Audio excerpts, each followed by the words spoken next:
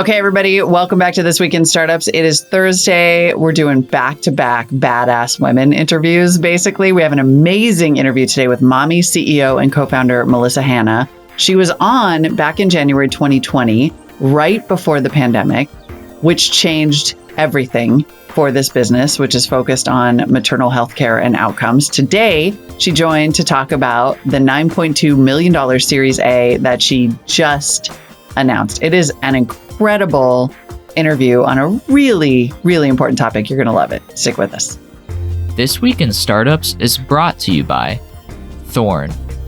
Thorne empowers people to take control of their long-term well-being with a proactive, science-based approach to health. Through a variety of at-home tests, Thorne teaches you about what your body needs and provides the right, high-quality, certified nutritional supplements for you. To get started and take 10% off your first order, head to thorne.com/u/twist. Embroker. Embroker's startup insurance program helps startups secure the most important types of insurance at a lower cost and with less hassle. Save up to 20% off of traditional insurance today at embroker.com/twist. While you're there, get an extra 10% off using offer code TWIST. And Reforge.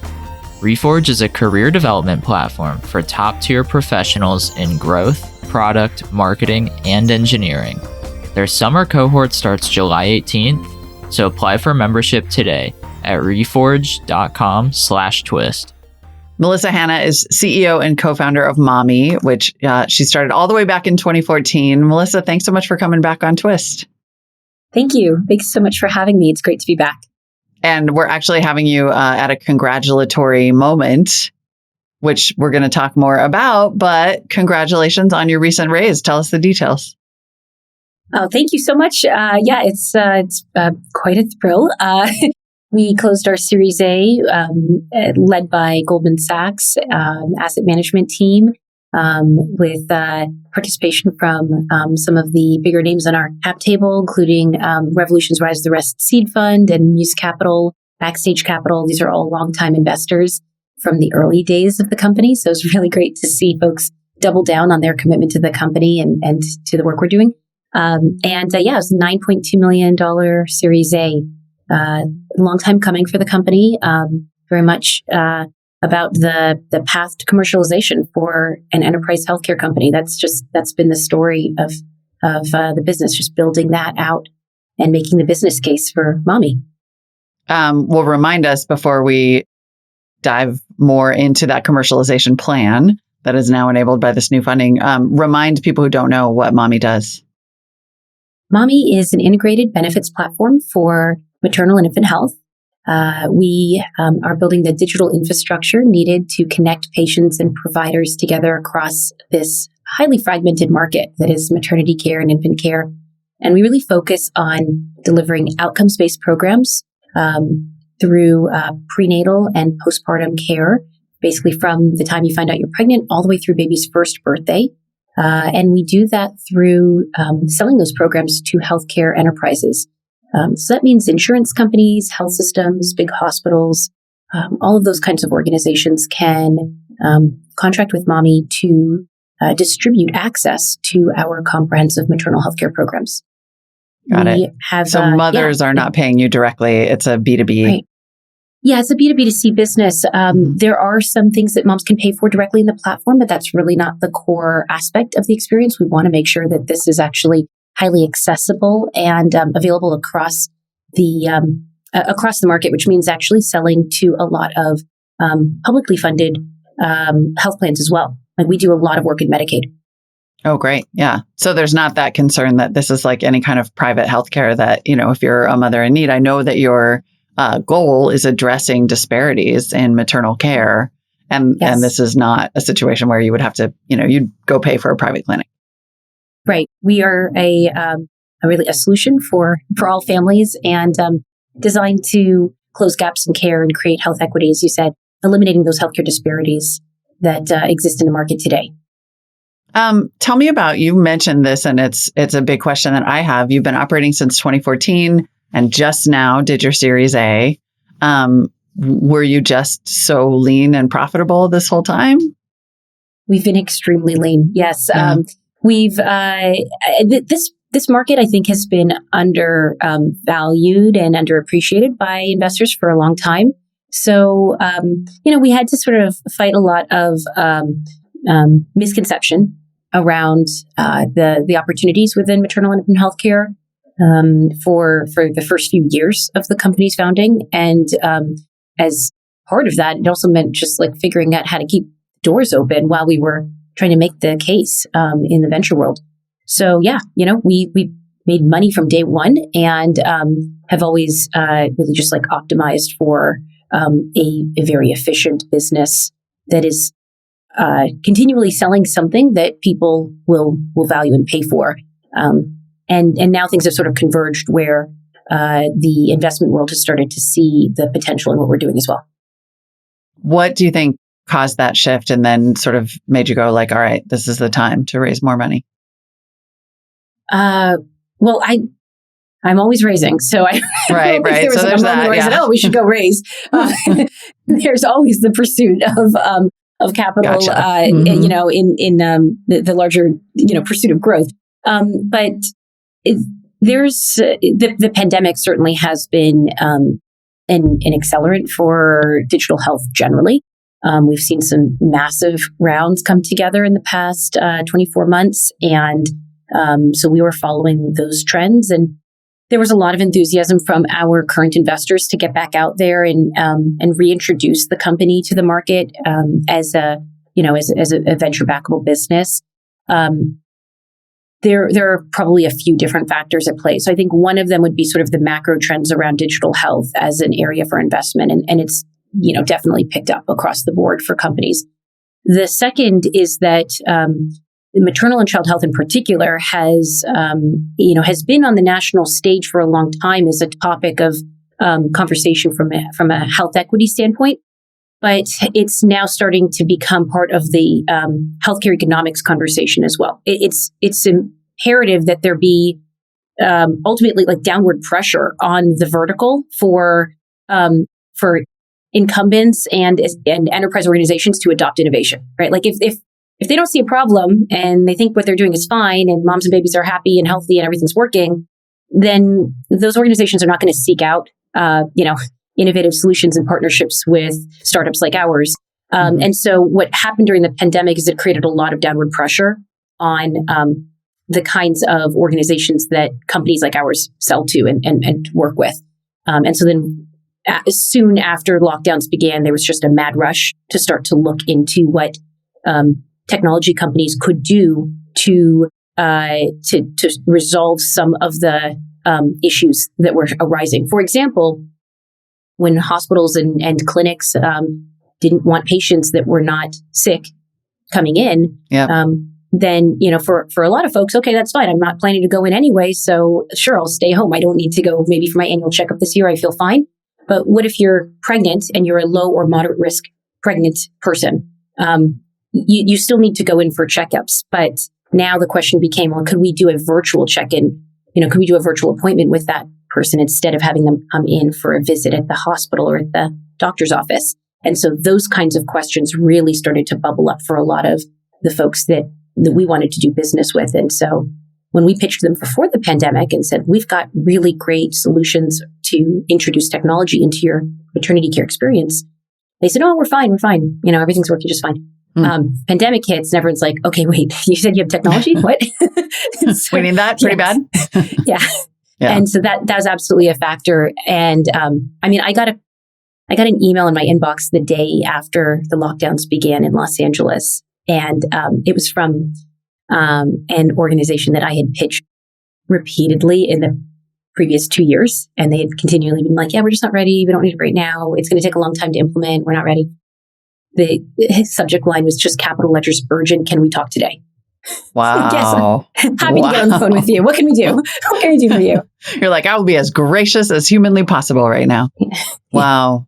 And you had already built it. This is a solution that had already somewhat presciently included things like remote care. It really was about modernizing the whole experience? Like, did you have to build in any features sort of in response to these pandemic needs?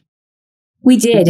We had a lot of the infrastructure in place to begin with, but as is preferred, you're building along with your customers. You're learning about their needs, and you are rapidly designing solutions for them. And so it got really exciting as soon as these bigger players, we're talking about some of the largest public health departments in the country coming to us and saying, "Hey, we have a substantial Medicaid population that's on county or state funding for healthcare, and we need to provide these services to them, and we don't have infrastructure to do that right now.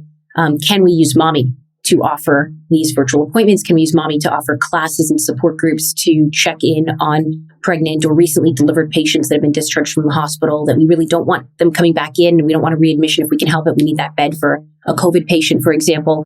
But we need to stay up to date and in touch with what's going on with our maternity population."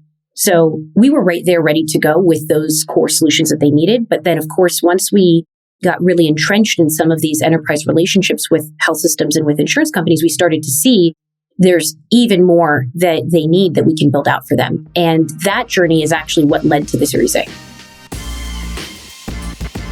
If you're a high-performing founder or operator or human, you need to make sure you take care of your health and your wellness. A founder is one of the most stressful jobs you can have. It can take a huge toll on your physical health, and that is where Thorne can help. Thorne is a health and tech company that offers at-home tests that can actually identify where you need the most care. Everything from a gut test that analyzes your gut microbiome. There's also a stress test that measures your stress hormone fluctuations. And these tests help get rid of guesswork around good health. They provide personalized steps for how to eat, how to exercise, and what supplements you should take. I hear you right now saying you think you don't have time for this, but you need to make time for this. Thorne also has a range of multivitamins and supplements that you can subscribe to.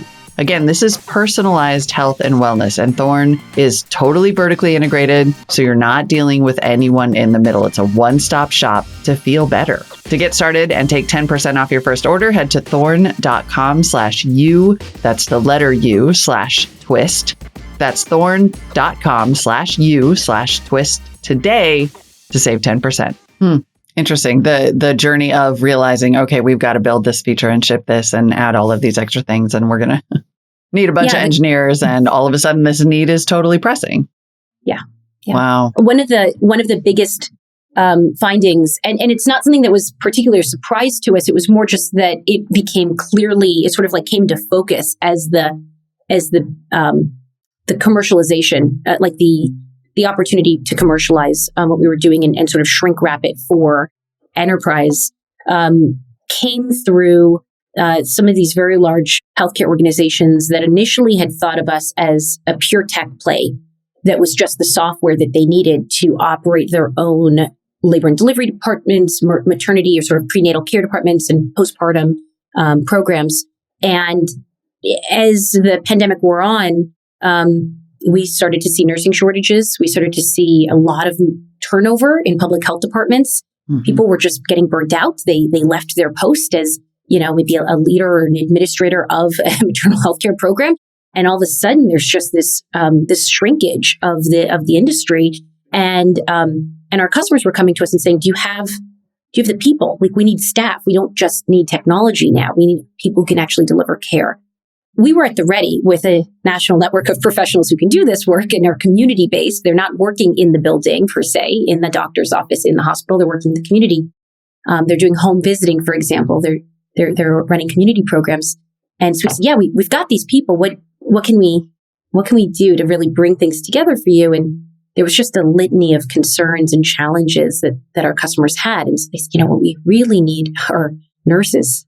We really need someone who's got that clinical eye, who can kind of listen to the patient's needs, maybe do a video call, maybe do a message back and forth, understand what's going on during the pregnancy or after the baby's born, and then figure out how to address that and whether or not we need to get a doctor involved. So that's nurse triage.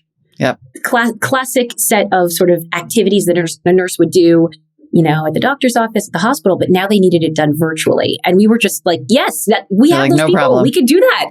Yeah. Wow. And that became the core offering. And we call that Mahmee Gold. It is our program for ongoing support and advocacy by nurses and care coordinators.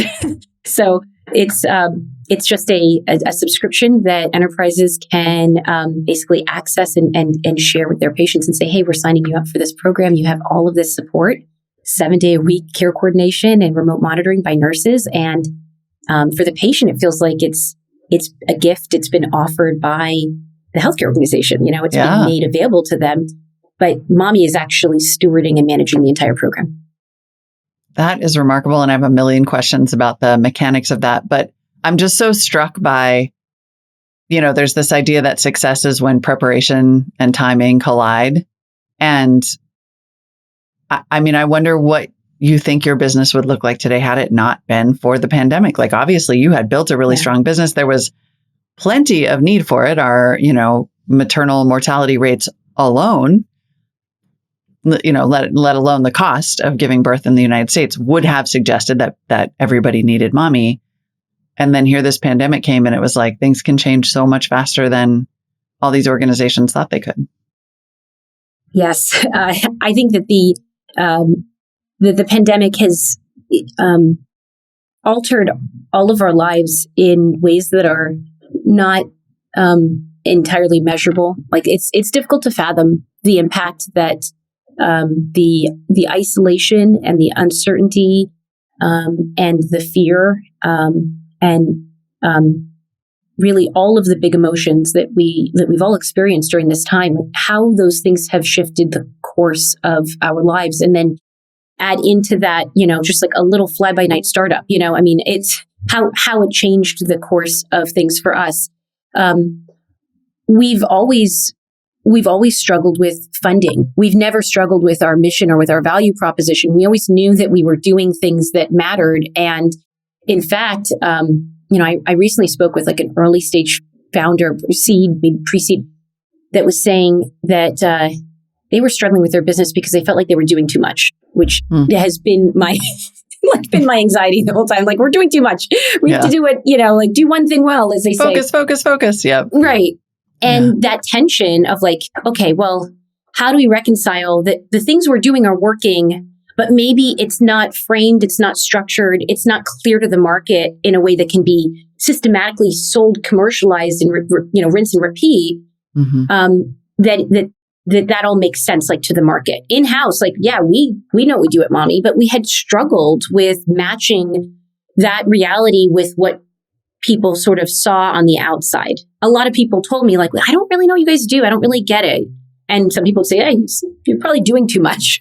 What I would say that the pandemic did for this business is that it really it shone a very bright light on the work, the impact of what we've done, like the outcomes that we actually have. It made it easy to sort of bring into clarity what the value proposition was in a way that the external, sort of the outside world could understand. And the way that happened was entirely driven by the experience that people had of the pandemic. Meaning, let me just, as a simple thing, we've always known that the work that Mahmee has done is something that should be thought of as a benefit, and in the idea of like a health plan. Like, it's having ongoing support during your pregnancy shouldn't be a luxury.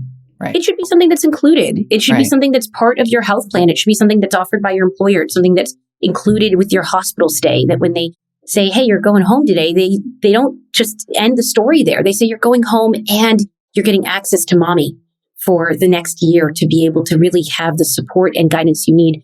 Now that you're moving into this new chapter with bringing home a baby, and let me tell you, I would have loved to have that instead of all the little hats they gave me. The hats are cute, but they didn't really help. As much as you can before you leave, right? We're literally sitting there like, they let us leave with this crew? This is not a good idea. We're not ready for this.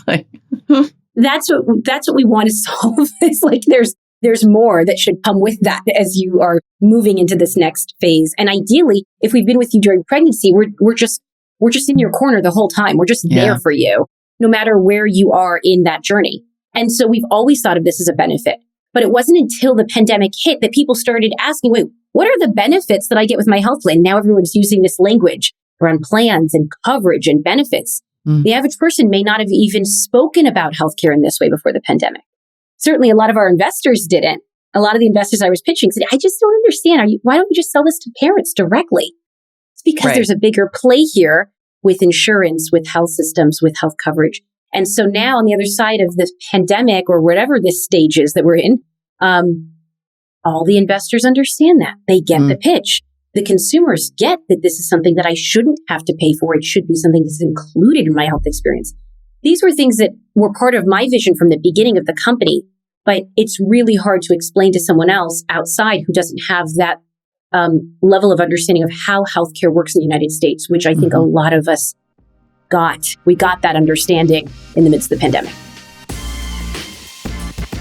I'm going to quickly explain one crucial type of insurance that all startups need. It's D&O insurance. You've heard of this before. You might not know what it is. This is directors and officers insurance, and it helps if somebody does something dumb and you get sued. I don't know how to tell you more plainly. Or maybe you didn't do something dumb and some dumb person decides to sue you for a dumb reason. I have seen this. I've seen all flavors of it. You need to have D&O. It's just part of growing up as a startup. And if you don't have business insurance, well, you're going to have failed one of the first steps of being a founder. The best place to look for it is Embroker. Embroker's technology is going to save you time. It's going to save you money. Prices are up to 20% lower, and you get better coverage than the incumbents. You can go from sign up to quote and purchase in just 10 minutes. When you work with Embroker, instead of all those slow incumbents, you're not dealing with those giant, lumbering, large companies. Sign up takes days, not weeks. And the process is transparent. There is no opaque pricing. So to instantly buy custom-built insurance for startups, go to embroker.com/twist. While you're there, you're going to get an extra 10% off by using the code TWIST. Easy to remember, This Week in Startups, TWIST. Go to Embroker, embroker.com/twist and use that offer code TWIST. Do you ever feel this is a great outcome for you and for millions of mothers in America? Do you ever feel a little pissed that it took this 100-year, because the inequities were always there, right? The disparities are terrible. The business was always clearly articulated and strong, and it must be on some level, sometimes late at night, like a little bit infuriating. I know it's your job as a founder to stay positive. I'm just saying, I would be pissed. Only on podcasts like this. No, I've been pissed. I have been pissed since I founded this company. I did. Yeah, you're like, I founded it because I was pissed. I can be both happy and sad. I can be joyous and also self-righteously angry while building this company, and I try and create space for that for my team as well, because this is difficult work. It is not the only space in healthcare or in startup land or whatever you want to call it. Any of these different worlds that we kind of coexist in. It's not the only hard thing. It's only one of the many hard things that people are addressing. This one attracts people to it. And I speak here for my team and for the people I've met who work at other companies in maternal and child health. It attracts people who are incredibly passionate, compassionate, and downright emotional about this work.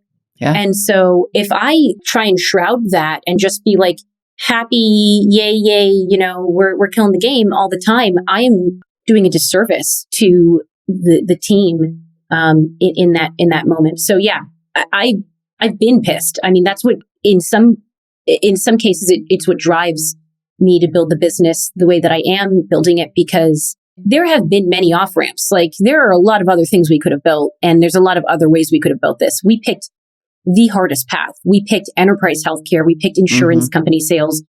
We picked hospital and health system sales. We picked building software and services and not just one or the other, I mean, to have built a network of actual human beings is really not done these days. So yeah, that's the answer. Yeah, I'm pissed, but I'm happy as well. And I've had 2 years along with all the other digital health founders out there across the country to reckon with that indignation, really, but just that feeling of like, how could I possibly be happy right now? How could I possibly be feeling anything but the despair that so many of us have experienced in living through this pandemic and losing people in this pandemic. So it is, it's a weird state of existence. Yeah. Yes, I was thinking the same. Like, it's sort of profoundly strange to think that this incredible outcome came in such a terrible way when it should have been so obvious all along. Yeah. Not to, make this therapy interview, but I feel a little emotional talking about it. Like, we're also talking in the spring of 2022 when women are extra pissed. Extra pissed. Yeah.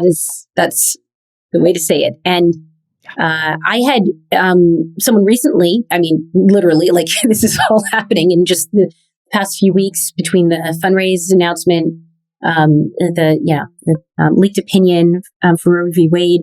I had someone say, you got to get online and make a statement and put a tweet out there, like you got to, all the female founders, all the femtech founders, all the whatever maternity tech founders, everyone's got to do something. And I stopped the person. I said, look, this is fundamental to our business. This isn't just like, oh, let's get on the cultural, bandwagon here and like put up a square of some kind. Like, this affects the way that we operate in delivering care to women across the country. This affects the way that we work with state health departments. It affects the way that we work with Medicaid programs. It affects the way we work with the federal government. When we have contracts that vary in sort of the levels of U.S. like civics and government.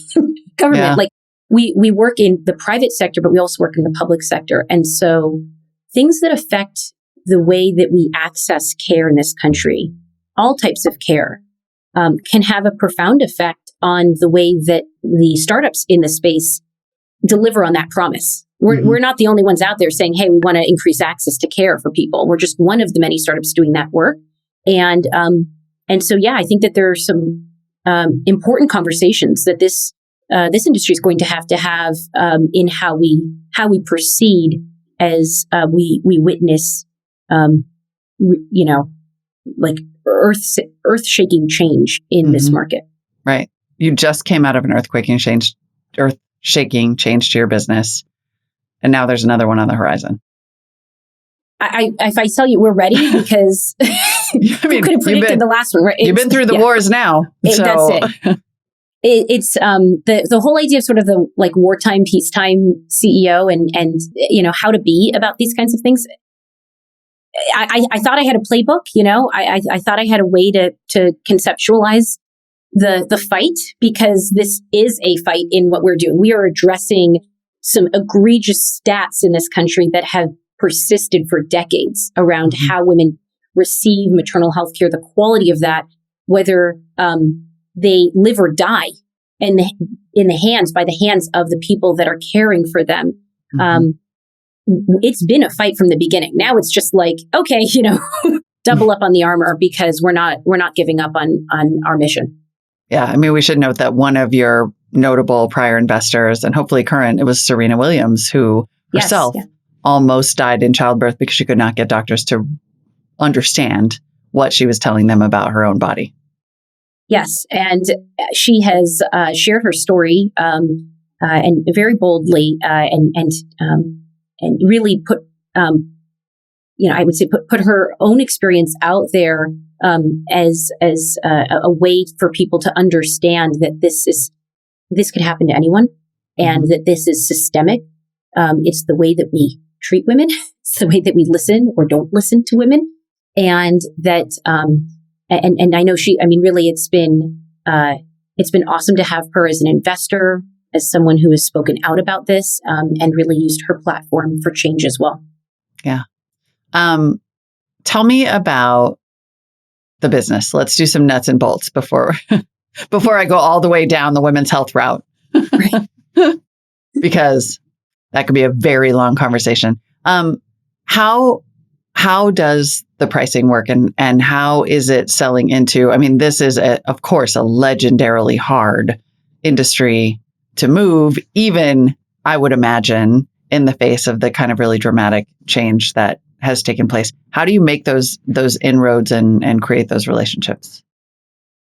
That's a great question. I like that question They more call than you. what usually. Yeah, no, really.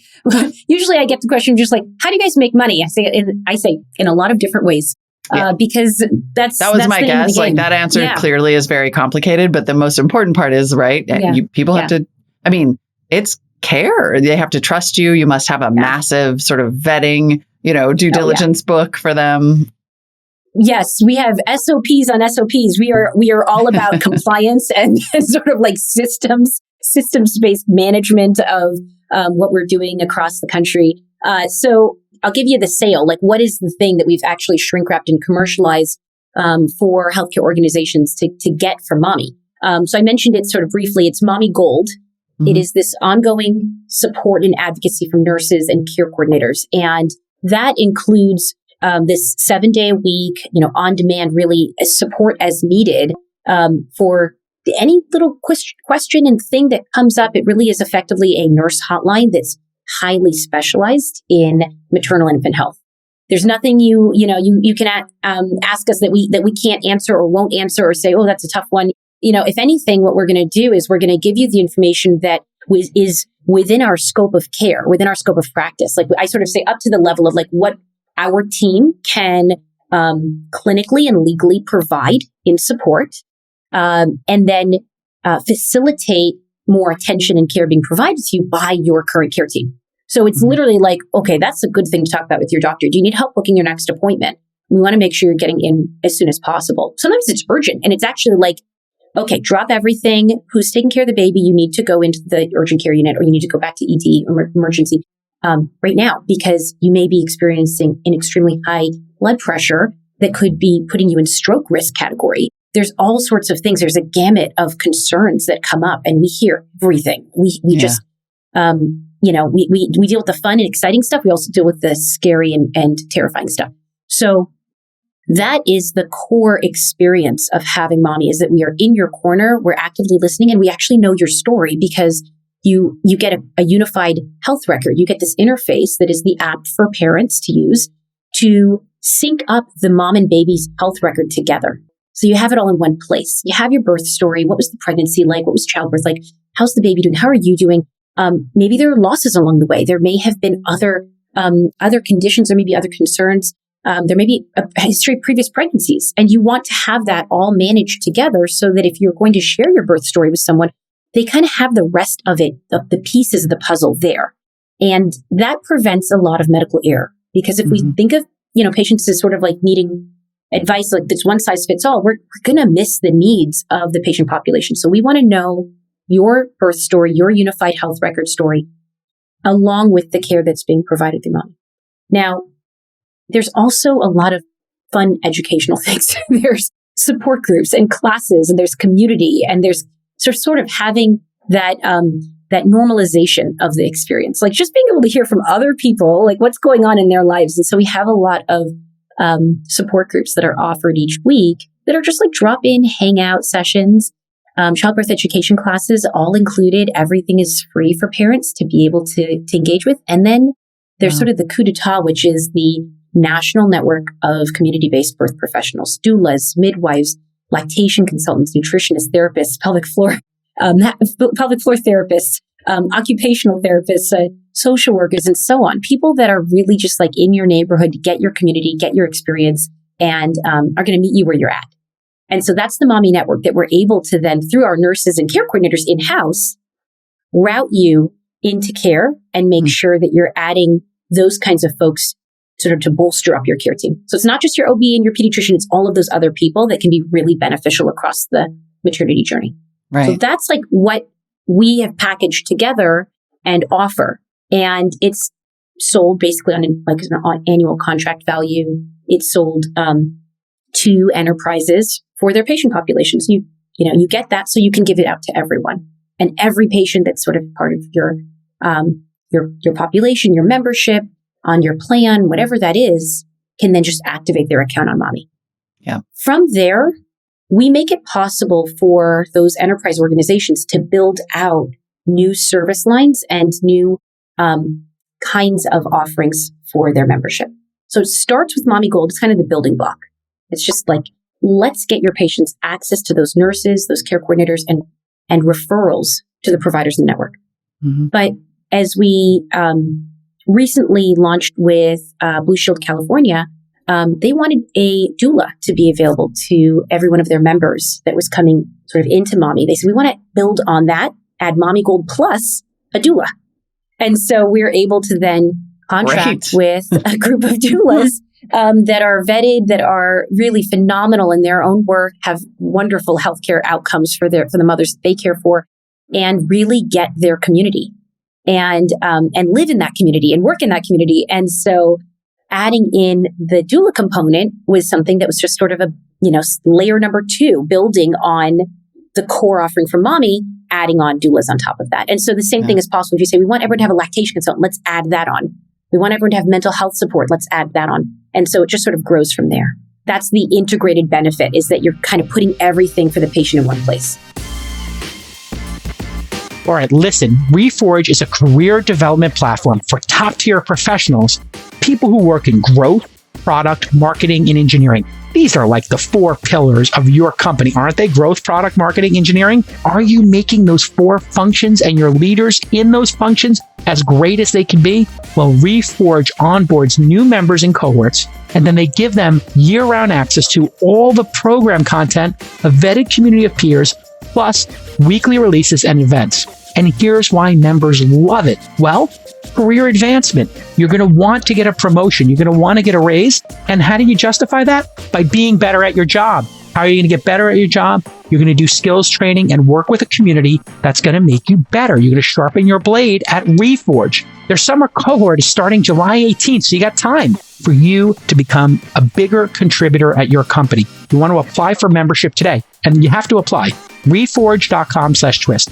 Applications take under 3 minutes, and if you get in there and you're accepted, you're going to become a super executive. You're going to be a real contributor to your team. Apply at reforge.com/twist. REFORGE.com/twist.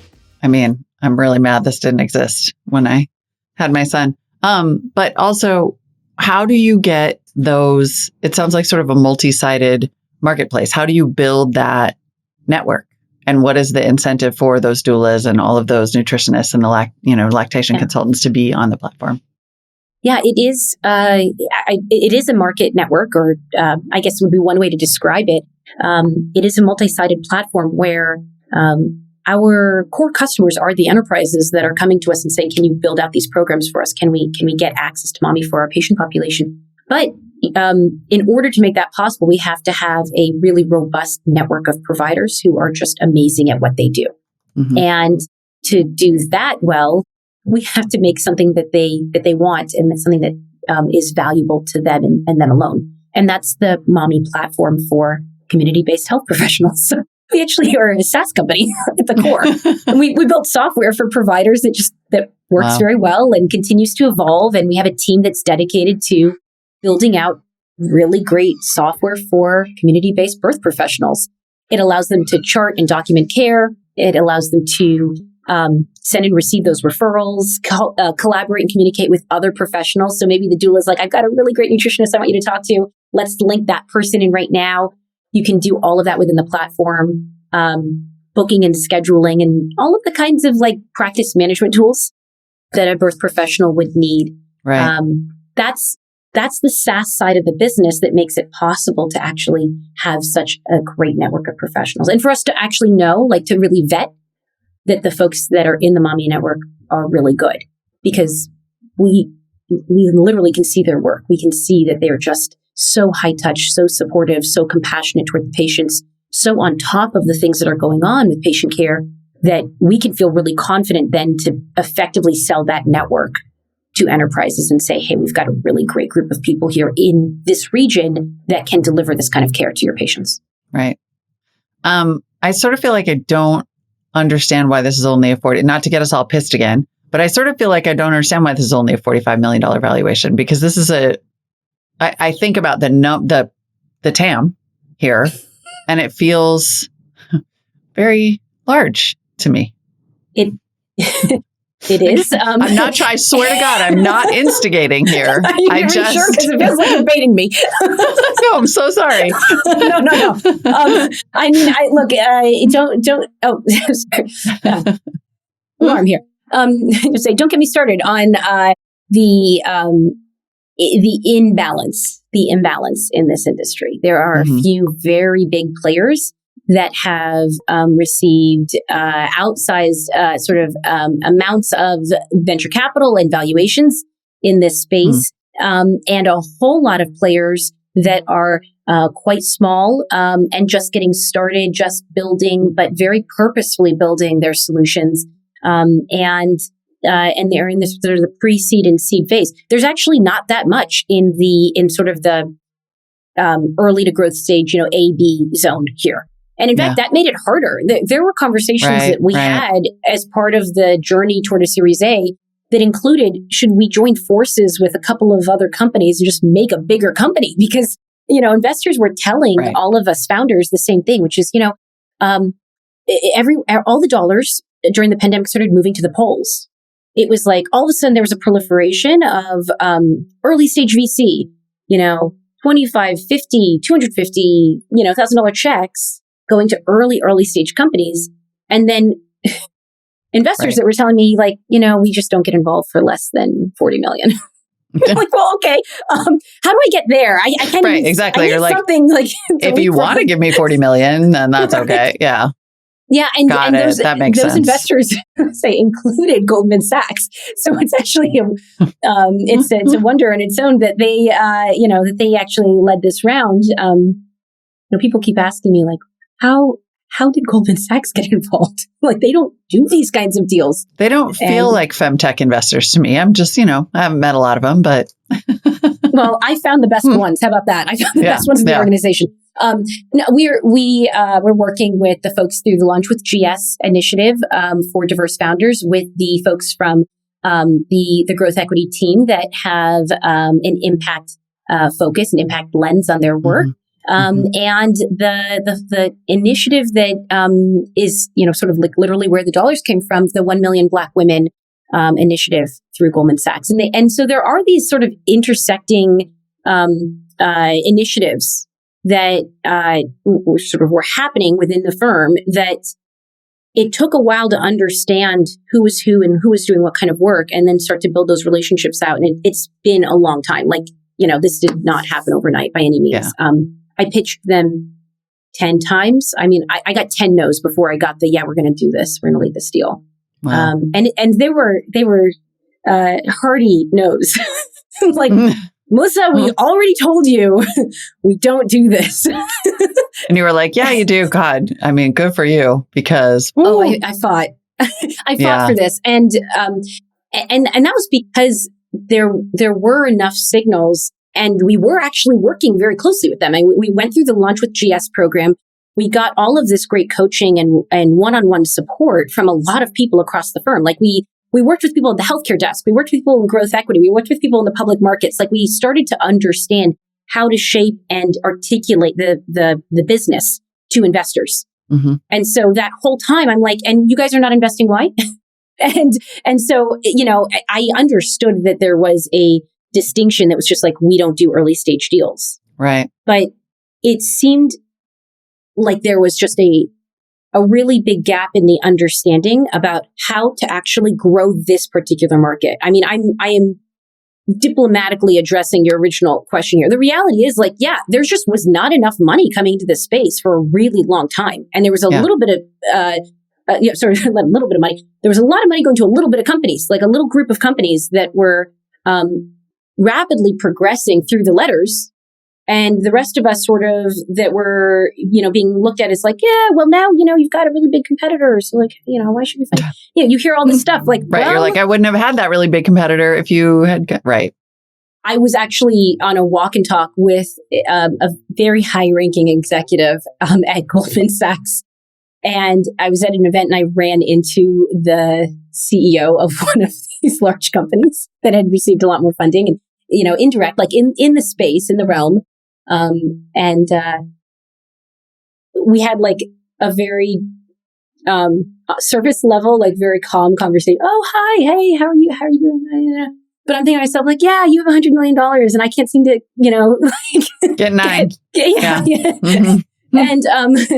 And so we're just like chopping it up. And the person that I'm walking with, we sort of pass and we keep moving. And the executive from Goldman Sachs is like, who's that?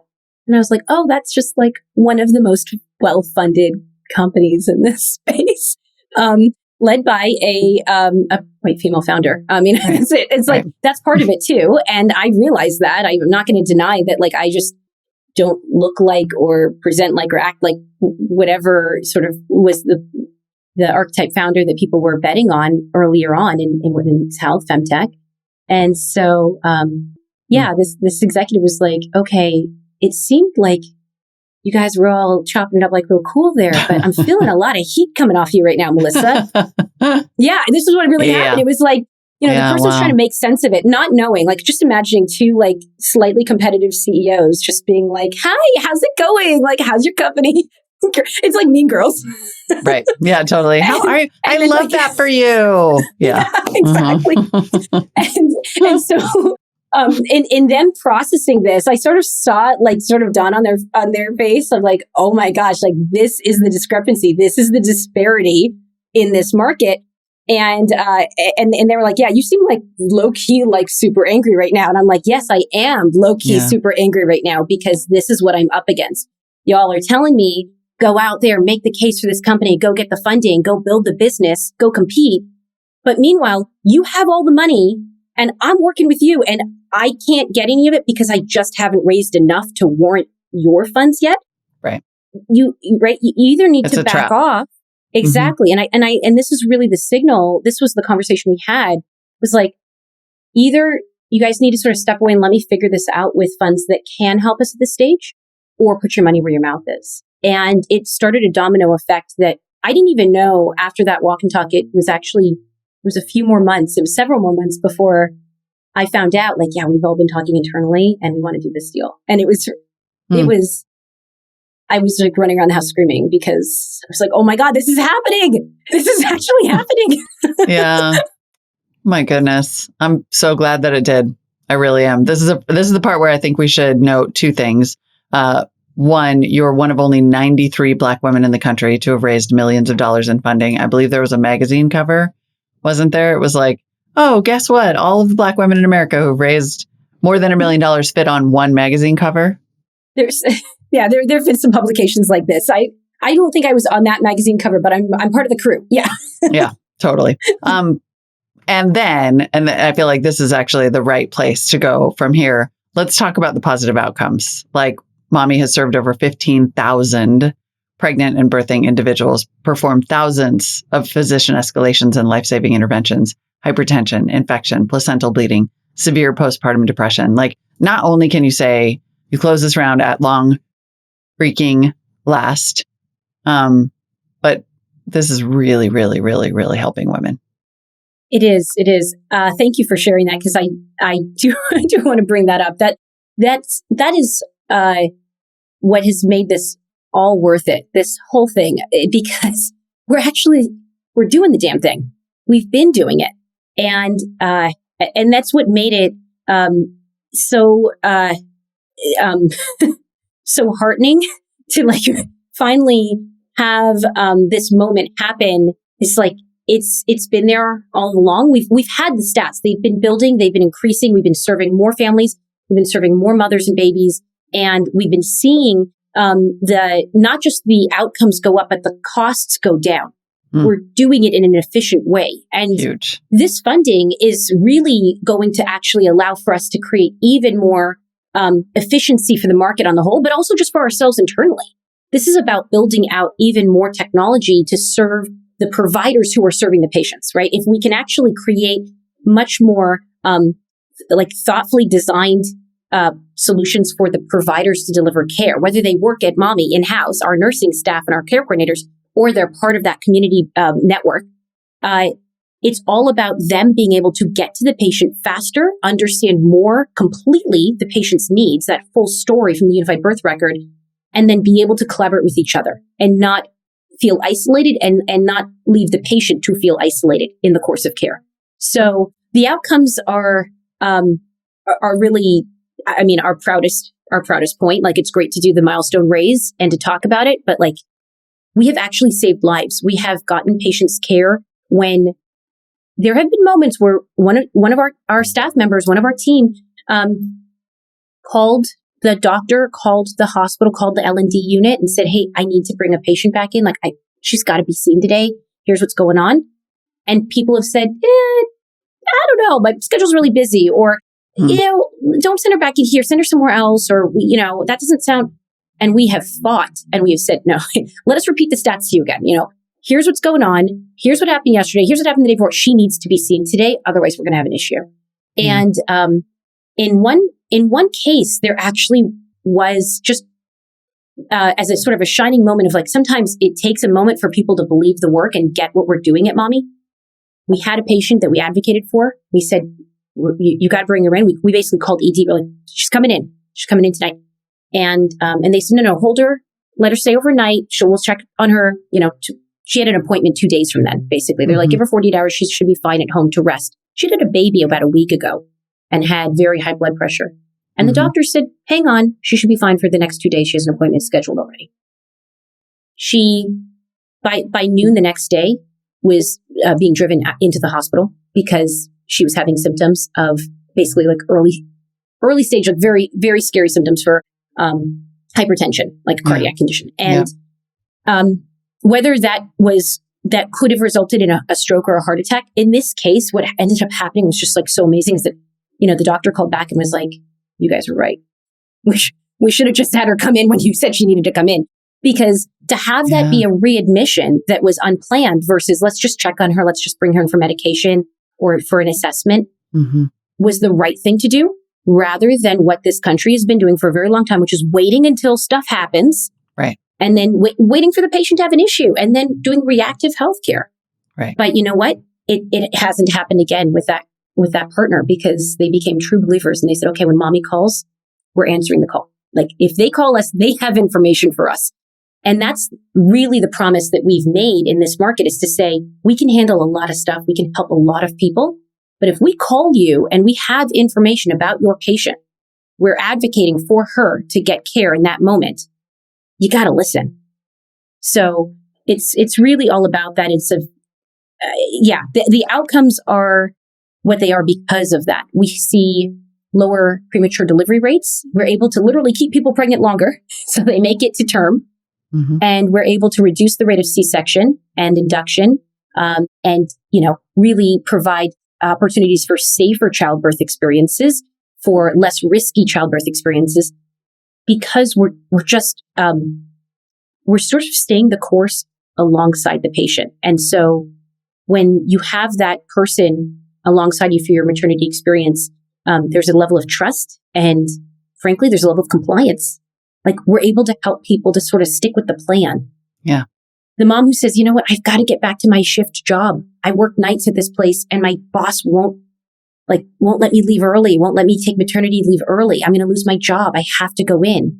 "Yeah, but your doctor said you're at really high risk of delivering early and we got to help you with that." Sometimes you have to actually connect that patient to an advocacy organization so that they can get educated on what their workers' rights are, so that they can actually take time off from work so that they don't deliver early. These are the kinds of things we're talking about. And it's very practical. It's not magic how you get the good outcomes. It just takes work. Yeah. Melissa Hanna is co-founder and CEO of Mahmee, doing the damn work. Congratulations on the raise. But most importantly, the lives saved. Thank you.